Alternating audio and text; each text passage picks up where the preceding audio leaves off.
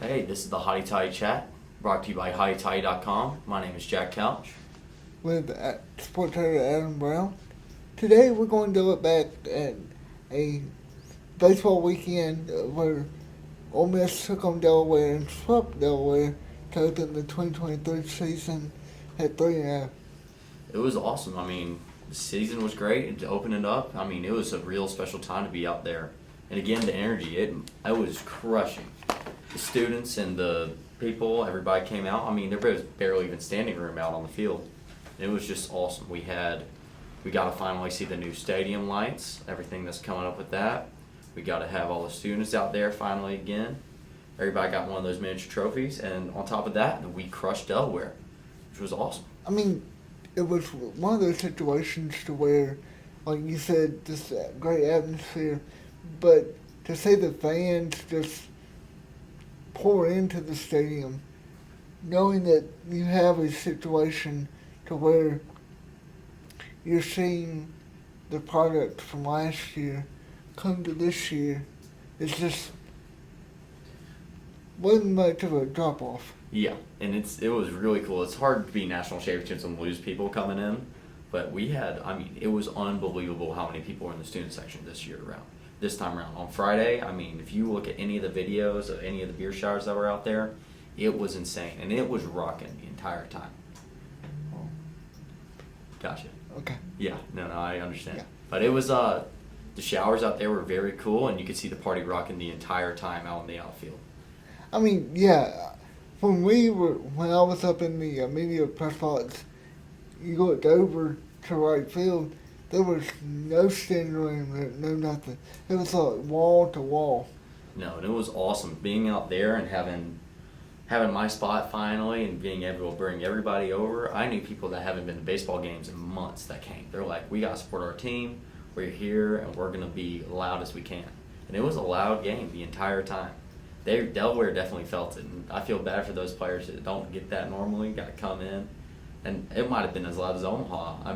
First game out, it was amazing. They had Tim Elko out there to throw the first pitch. That was also amazing. Just going through the game, we were playing good. Our new bats are looking amazing. Our pitching's looking just as solid as ever. And I'm excited to see where this is going to go in the future. Going off of that, you have like 8 home runs hit over the weekend, 2 by Peyton Chatnier, 1 grand slam from Jacob Gonzalez. Yeah. That's just unreal. It just shows you how great that we're going to be this season. And I know Delaware wasn't our test, but next week we got our first test. And as I've been saying all the time around, these games that we're going to have out of conference to start, we play Maryland 4 times in the next 2 weeks. Right. They're number 13 ranked in the nation. This is where we're going to show our mettle. We're going to be like, hey, we're here and we're going to be a team. And you look at the other teams that are ranked above us and how they're not performing as well as they should be. Tennessee and Stanford both have losses on the season. LSU was able to sweep. And then you like to bring up State, who lost to VMI, who's the worst team in the season last year. And that's all. I'm all good for that. I'm good with State losing all the time, but it shows that we're still here. After the national championship, we didn't fall off. We're going to be here. We have great people coming in. We had 2 people at the first collegiate at bats hit home runs. Right. That's an impressive stat to have, especially coming out of high school or coming from a D2 school coming in. And then we have different people coming in, and you could see who's hitting and who are we giving reps at and who's going to get this. Might not be our starters, but we're deep. We haven't been deep like this in years. And I think that our national championship status is just boosting us to another level of baseball. And to go off that, you look at our starting pitching. You have Hunter Elliott, who we knew what he was going to do from last year, but Grayson Sagne was just lights out on the mound for a portion of the game while he was in there. Yeah. And then on Sunday, you have Xavier Rivas, who just answered the bell every time. Oh, yeah, and we all knew that he was on a pitch count, and he got up there, and we understood that he was going to be pulled at some point. I felt like if he would have gone further if he knew that his time wasn't coming. He's trying to make more wild pitches, making sure he was getting those strikeouts. But I think him in a longer game forward where he's not trapped on a pitch count is going to be amazing. He is such a good dynamic pitcher. His slider and his curveball were unbelievable. I saw 2 curves go above 85. I mean, that's nuts. And then you have closers like Vera, who came out on Sunday, and he was pitching great. I mean, it's great to see that we have this depth on both sides of the ball. I mean, it's one of those situations to where we know who we have in the bullpen, but we still have arms that we haven't seen this year. Yeah. And like tomorrow, when Ole Miss takes on Arkansas State, you'll see JT Quinn on the mound. But I'm really interested in seeing what Jack Doherty's going to do when he steps back out. Yeah, I'm excited to see him come back out and, be able to captivate what he created at the end of the season last season. And how well he was performing, and that he's going to be even better coming in these next couple weeks. He's going to be able to perform at a higher level. They tweaked some things. I mean, he's still throwing heat down the middle, and that's going to be amazing to come forward. Staying with some subject, but changing a little bit. What differences did you see on the opening weekend as far as clock and other stuff around the game itself? This is the main problem that I see with the team. We don't have that dynamic, this is our leader, he's going to go out there and hit it like we had with Tim Elko. Elko's that bad. He got walked half the time last year. We knew that he was going to go out there and be dominant. And I saw it from Peyton Shine, and I saw it from Gonzalez. And I hope that both of them step up and be like, hey, we're the team leaders. We're going to go yard every time, and you're not going to be able to stop us no matter who you put on the mound. And that's all I can hope for this year, is that we're going to be dominant, and we find that person that's going to be the leader, the guy. We have Garrett Whittick captain, and I'm excited for him to come out, and I hope that he's going to be performing very well. And I know that he's that guy in the locker room. He's all over his team. He's holding everybody accountable, and I'm very excited to see where that goes as well. The other things that I saw this weekend is just some simple mistakes of us having some young players coming into Swayze for the first time. You have the third baseman. I'm looking right at him. He came from the D2 school. God, that's going to kill me. But he came in, and it's his first time playing at Swayze. Mm-hmm. That's a big step. Yeah. Even going from high school ball to Swayze, or going from D2 to Swayze, it's a big leap from going from 100 fans to a couple thousand, even not 10,000 fans. I mean, that's a huge leap to have. And that team on your back, and those, performers, or all the crowd on your back is what I'm trying to say.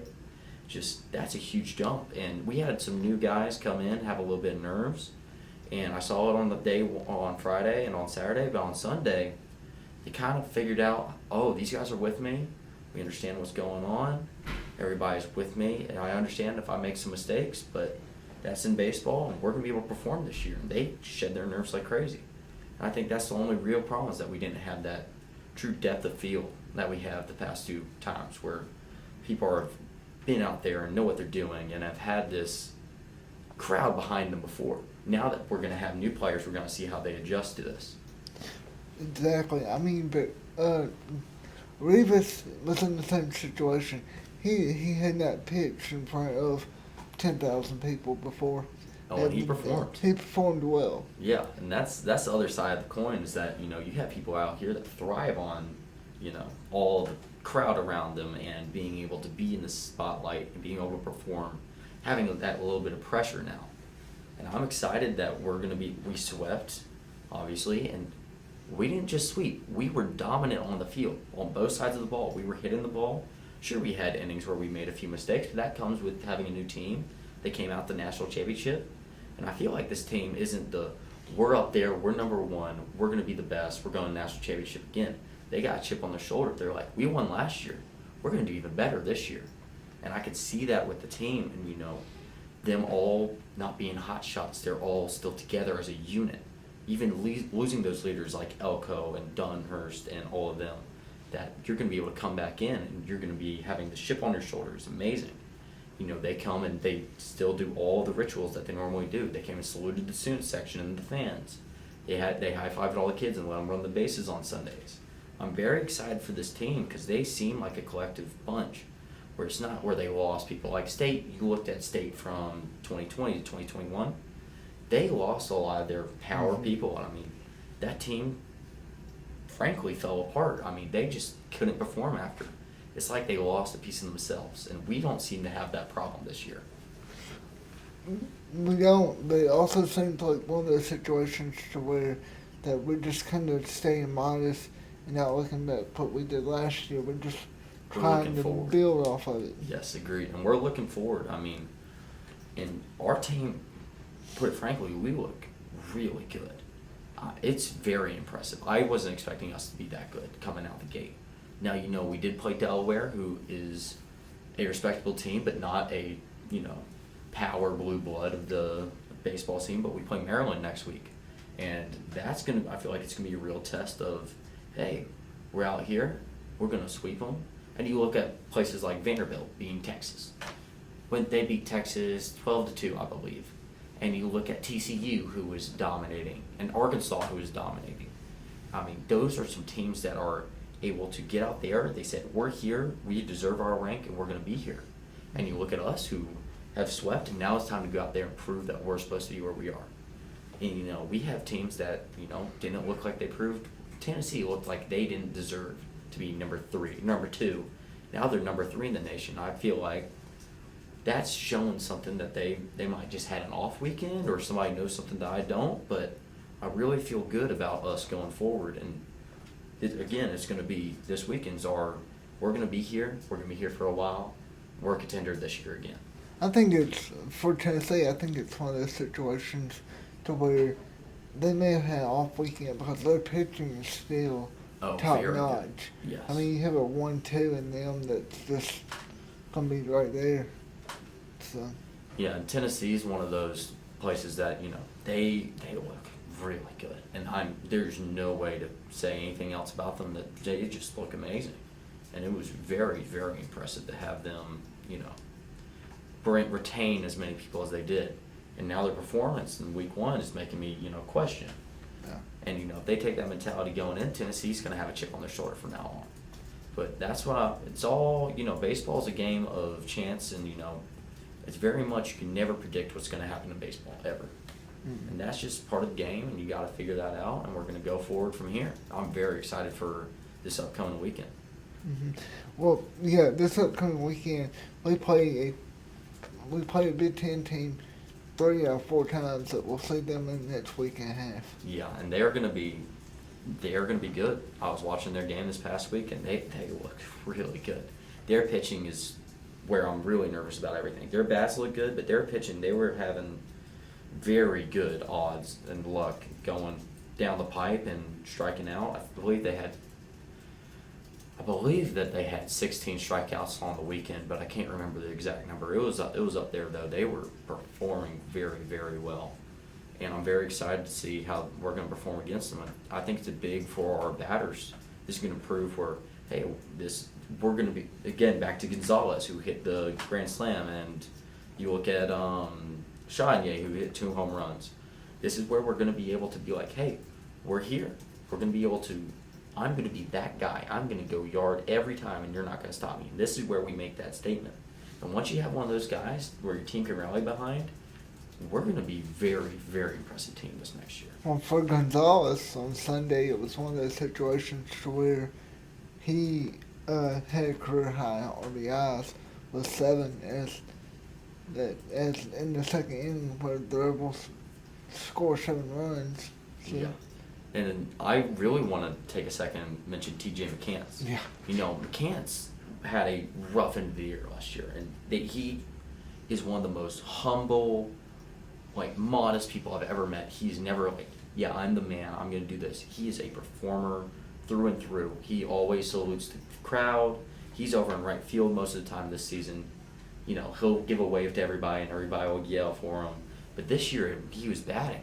I saw something that I haven't seen in a while. He is one of the quickest batters I've seen come through college ever. He's able to get around at any of the balls, and that's what his problem was last year, is that he was able to get around. He'd hit these shots that weren't catered to his swing type. But this year, we look at him bunting, and we look at his speed, and we looked at him being able to pick his pitch.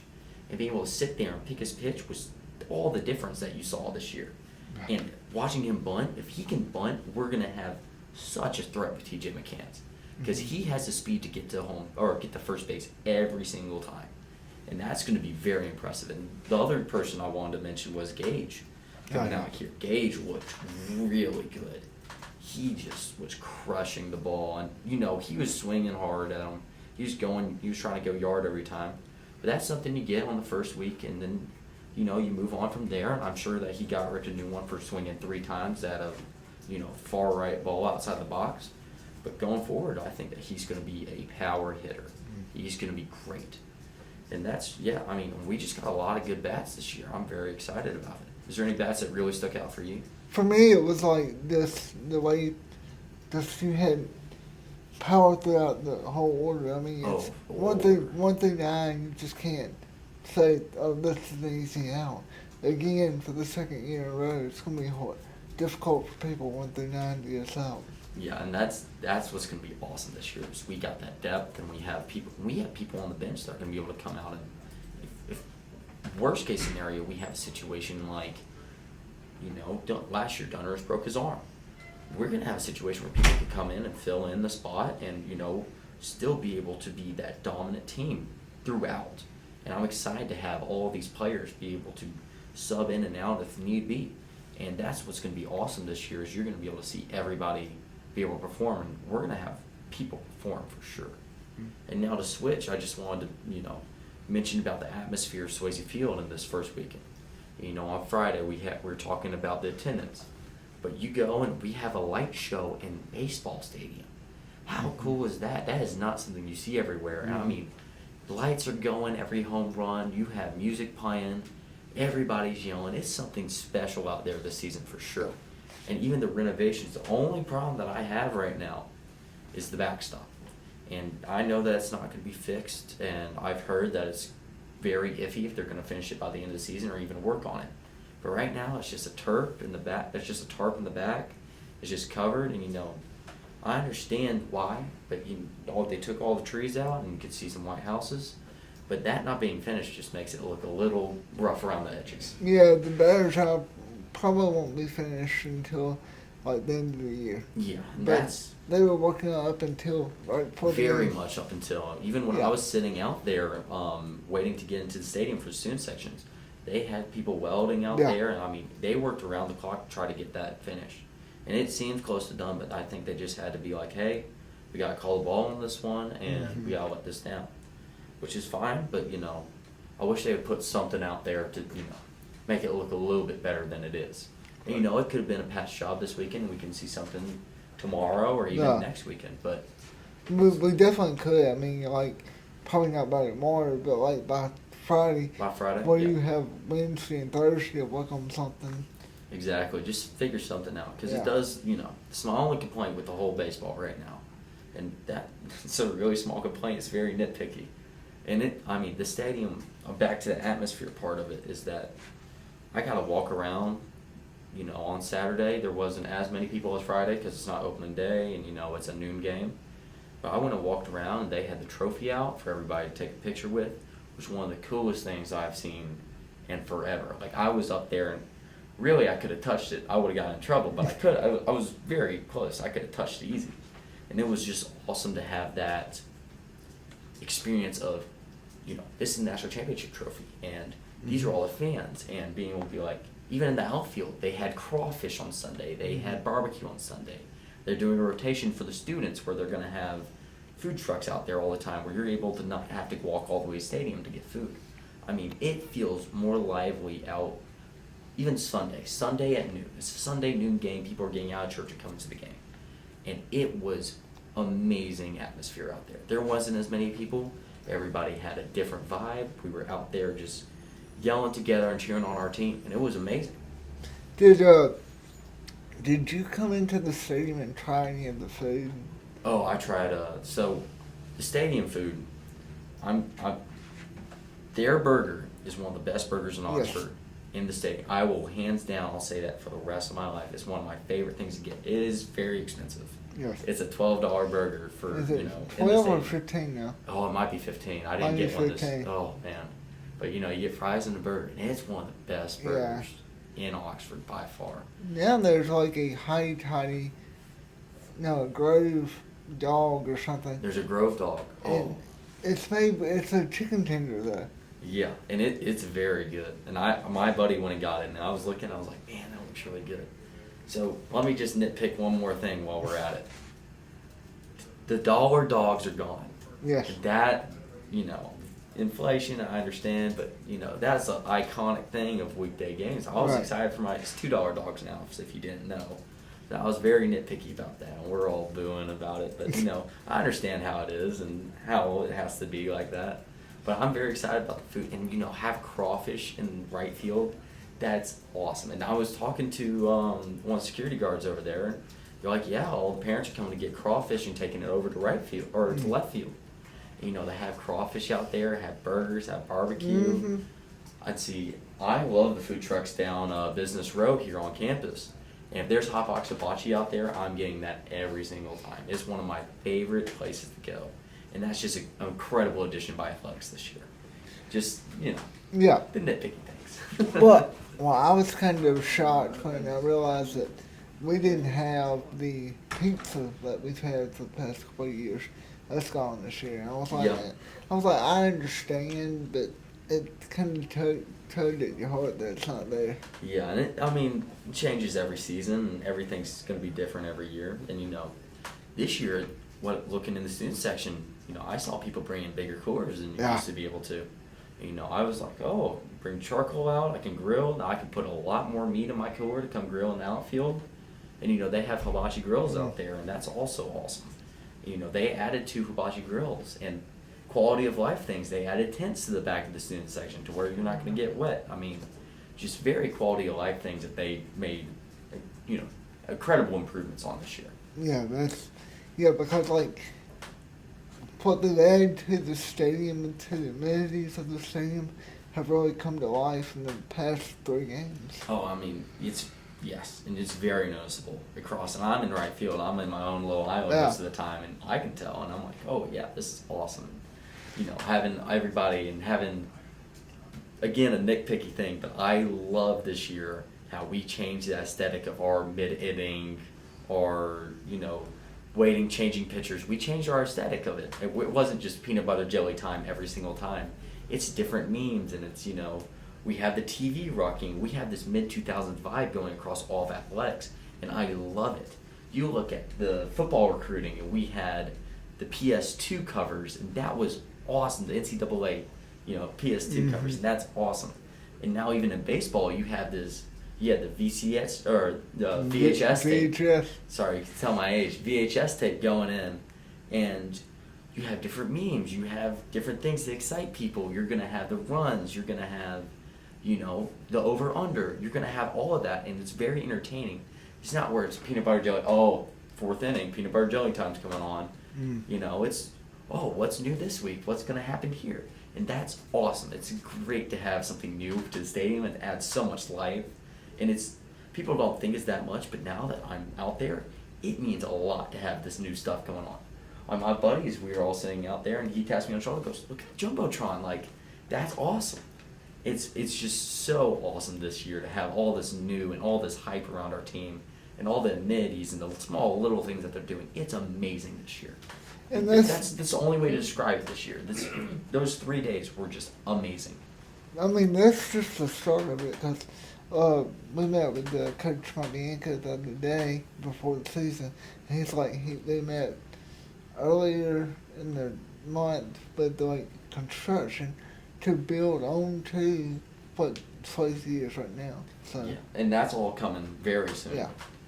And I'm interested in them start releasing things about what we're going to be able to see and where everything's going to go. And I hope they keep right and left field. Those are traditions that we should never let up. I understand if some need to be let go, like the chair run. I understand that that's just coming with times, and you might have to let that go at some point. But left field, people have had those spots for 30 plus years. Oh yeah. And that should be a staple of our university. Right field should always be a staple of our university. And to have, I'm trying to think of the name of the stadium. It's going to crush me. Oxford University Stadium. Yeah. And to have that be added on and add more seats and be even more of a monument on campus, like the Vaught Hemingway Stadium or the Bell Tower or the Lyceum. Swayze Field and the stadium is becoming this monument on campus where everybody's like, goes to the field, take a right. I mean, you're able to give directions by it, and that's what shows you it's a monument now. And it's going to be amazing them adding on more seats and more, accommodations and more everything. It's just they're adding more, and that's what's so awesome about baseball this year. Mm-hmm. Is that you're getting to see the beginning of them adding just more, Right. and that's awesome. It's just sick. It's awesome. Yeah. To change the subject, to go off baseball for a minute. Yeah. Let's talk about just the week that was for women's basketball. I mean, to play 3 games, 7 days, to play the number 5 team and the number 1 team, and only lose by 16 points combined to LSU and South Carolina. But the Rebels had an opportunity yesterday on Sunday to defeat South Carolina. Be the team. Yeah, and I was watching on the edge of my seat, and be able to go to overtime and against an undefeated, 2 years undefeated, and us go to overtime against them. It was, and you look at LSU play South Carolina, and that was a dominant game for South Carolina.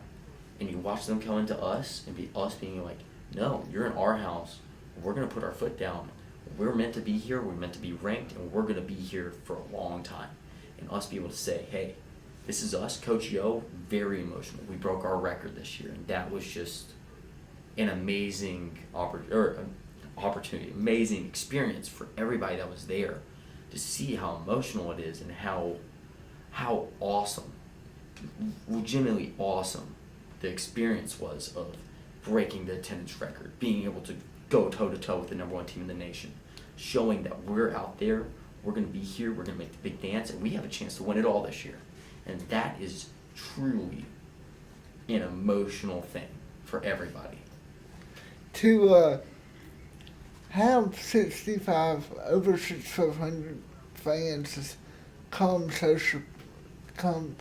so support to just the program itself. It's a testimony of what she has built in the 5 years that she's been here. Oh God, yeah, and she's built an amazing team. And I'll Coach Yo, I mean, what an impressive woman she is.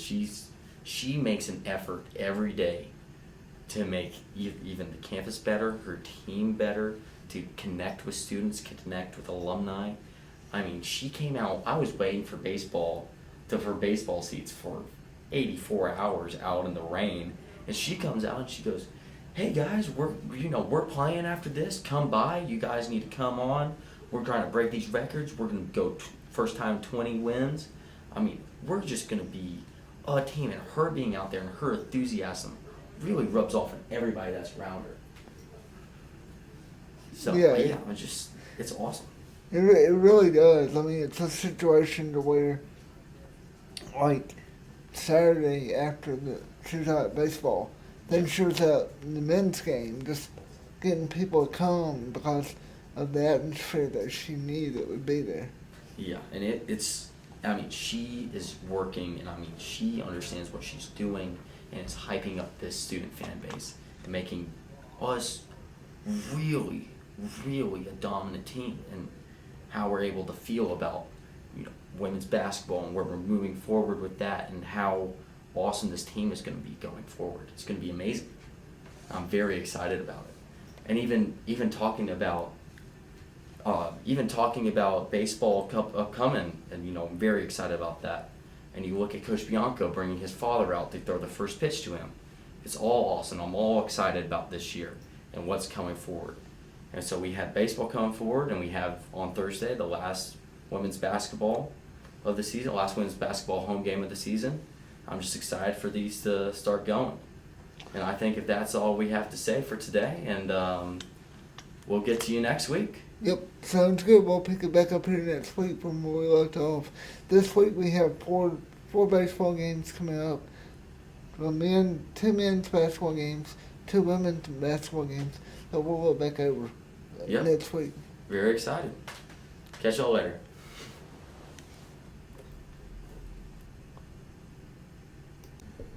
Welcome back into this part 2 of HottyToddy Chat. With me now is our news editor, Alyssa. What's so far we have going on in the news? Well, we have a few things going on this week. But first, anybody who's had children before knows the expense of diapers, and like everything else going up, so are diapers. And the North Mississippi Exchange Family Center has a diaper bank, but their supplies are running slow. And what they do is they give diapers to moms or dads that are in need, and they can go and pick up free diapers. But the diaper bank needs diapers. So they are asking people to give them diapers. They also take formula, wipes, and of course, cash donations. So this is a type of organization that you can just give to and people can go to and get stuff, or do they have to like sign up, or how does that work? They could just contact North Mississippi Family Exchange Center, and I believe they can just go and pick up the diapers. So but to help fill in the gaps, that's what the cash donations are for. The cash doesn't go to the people. It just goes to the center to help go buy diapers when they need them.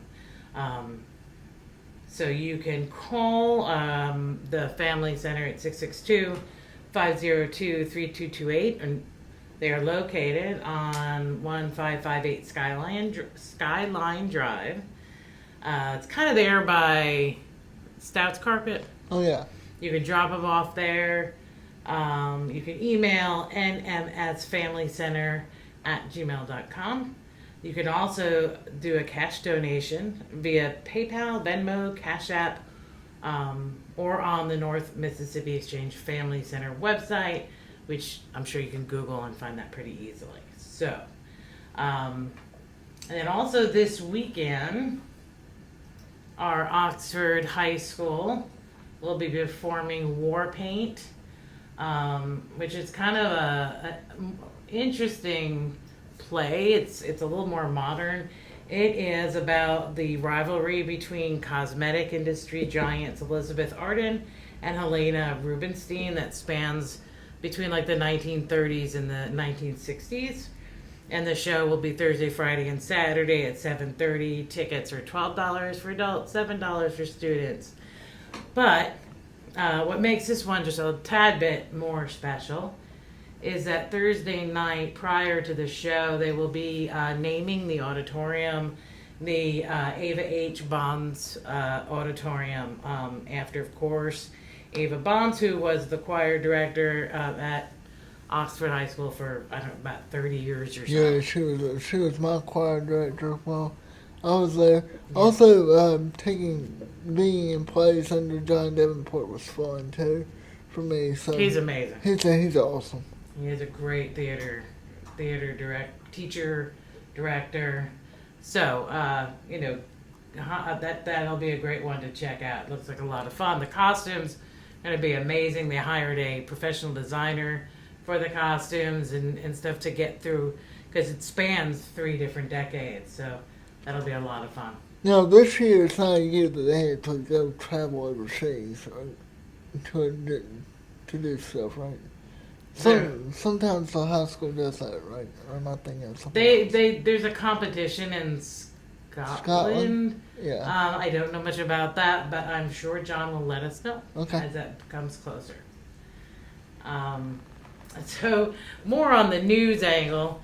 Earlier, on Tuesday, the Lafayette County Board of Supervisors met for their regular meeting at 9 a.m. and they had a representative from Good Day Farm there as well, and the building official for the county, Joel Hollowell, was there to give them a report on the issue of the smell that is coming from Good Day Farm. And the one thing that Joel wanted to point out in the beginning of the meeting was that this was not anti-medical cannabis. In fact, all the complaints they had received, people were very supportive about the program itself.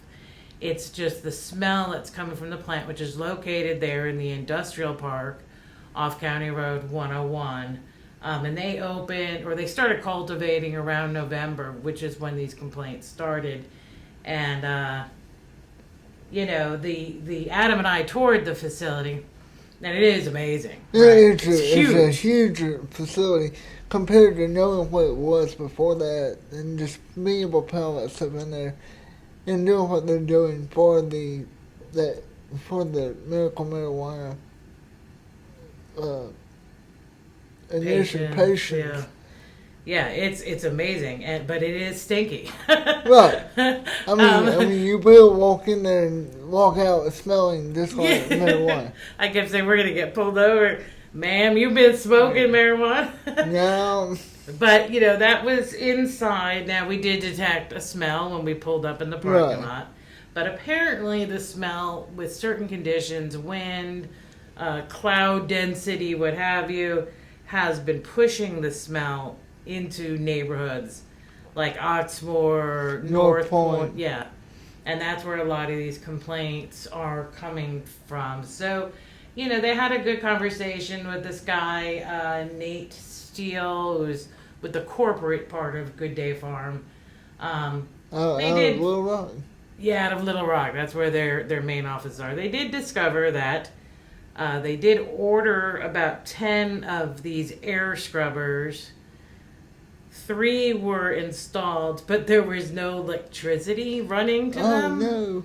So, oops. Yeah. Mr. Steele said that he would definitely get on that and find out why that's happened. And the board asked Mr. Steele to come back with a timeline of when these improvements are going to be made so that they could go back to these neighbors and say, look, you should start seeing an improvement, in 3 weeks or 4 weeks. Because they just want to know it's being worked on. Right.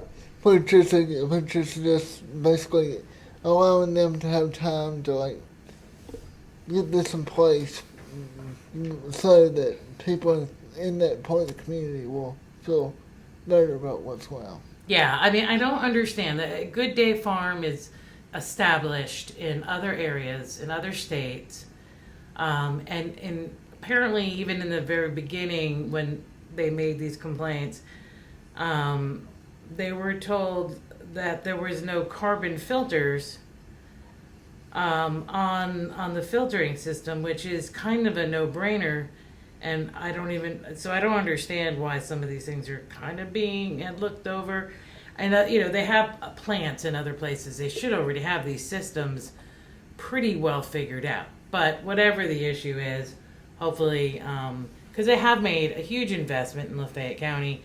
They've hired 100 people that work there, and they're good paying jobs. Yeah, they really are. And just while we were in there, just everybody was so busy working. It was just and happy. They seemed really happy.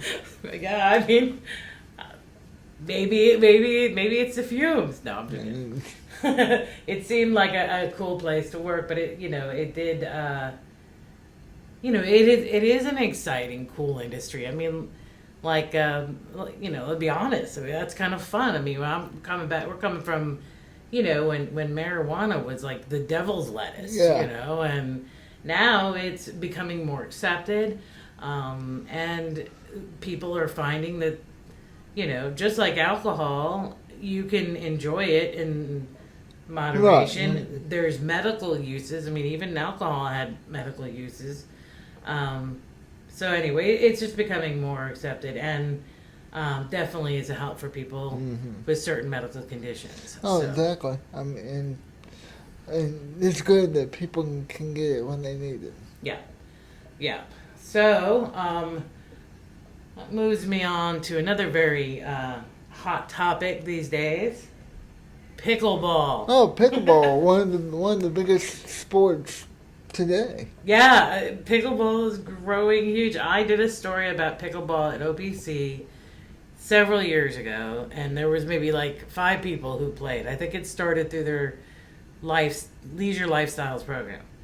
And probably Neil White was one of the... Maybe. Yeah. I can't remember if he was there or not, but it has grown exponentially. It's just huge now. So OPC is asked the Board of Aldermen last night during their meeting if they can convert the tennis courts at Avent Park to pickleball Which courts. is what, 12 courts? I believe it's 12 courts. You would still have the 20 courts over at the John Leslie tennis courts. You still have those tennis courts at the John Leslie, always messes up, courts at the activity center. Right. Which are very nice. And I think they just resurfaced them not too long ago. And a couple of the people who showed up and supported this claim that those Avent tennis courts are not very well used and would better serve as pickleball. Oh, no doubt, because like you, I did a story about 2 years ago to the day with John Davis at the Park Commission and Sam Pryor, and they both told me that, now they have 12 courts, but those 12 courts are always used, compared to back in 16 when there were only 6 courts. Yeah. Well, they got some of the pickle courts inside the activity center.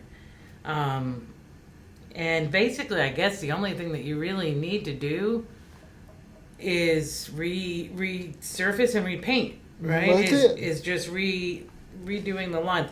Do you know what the difference between pickleball and tennis is? Because I don't really get it. And pickleball is just for everybody to play. You don't, instead of having to run like you do in tennis, you're not having to run as much. It's just an easier, Smaller court. smaller court. Can't the ball bounce twice or something like that? Yeah, where you can't just do it one time. You can bounce twice. Nice. The rules are a little bit more lax. Gotcha. Well, so the alderman said the price is about $100,000. The alderman told Seth Gaines, who's the director of OPC, they gave him permission to go seek out quotes to get an actual quote on how much it would cost, and then they can continue to consider if they're gonna go ahead in the direction to just those ones at Avent Park and get those switched over to pickleball courts. Because I mean, if you if you look at what they have now, the 12 courts and the ones inside the activity centers, both the old activity center and the hotel center, if they're playing basketball right now, you can't have people come play pickleball after work. And the number of people who come and actually play in tournament style is unreal. They did talk about tournaments, and that by converting these Avent Park, that would give them more ability to host more Right. tournaments, which brings more people to town, which makes more tax money, etc., etc. So we'll see how that goes, and we're going to wrap it up with a little weather. Saturday's not looking too good. We got some rain possibly coming on Saturday, a little chilly, about 61. Like during the baseball game or like after baseball? Um, Baseball first pitch is at 1:30. Saturday's a 40% chance of showers, but doesn't exactly say when. It just says Saturday. Oh, okay. That does decrease towards as the day gets later. But yeah, it looks like they make it. But right now it's only 40%. That's not bad. And this is North Mississippi. Yeah. And that can change In a completely heartbeat. by tomorrow. Right. And then Sunday, though, looks very nice. Right now there is a slight 20% chance of showers with a high near 91. And then, 91. excuse me, 71. A high near Okay. 71. No, we're not up to 91 yet. I was like, we're at the end of February. If we're at 91, we need to Nope. start looking for... Not yet. Could you yeah. imagine? Although the way the weather's been, I wouldn't doubt it. Yeah. And then looks like some more rain, really, on Monday. But that's typical for spring. I mean, Oh, we yeah. need the rain. Rain showers makes Rain. flowers or something. So April showers, spring rain flowers. it's a little early. That's Yeah. and that's it. That's all I got. Oh, awesome. Stay tuned to HottyToddy.com for the latest in news, sports, and lifestyle entertainment. And check out next week's episode of HottyToddy Chat as we come back to you next Thursday. Until then, signing off.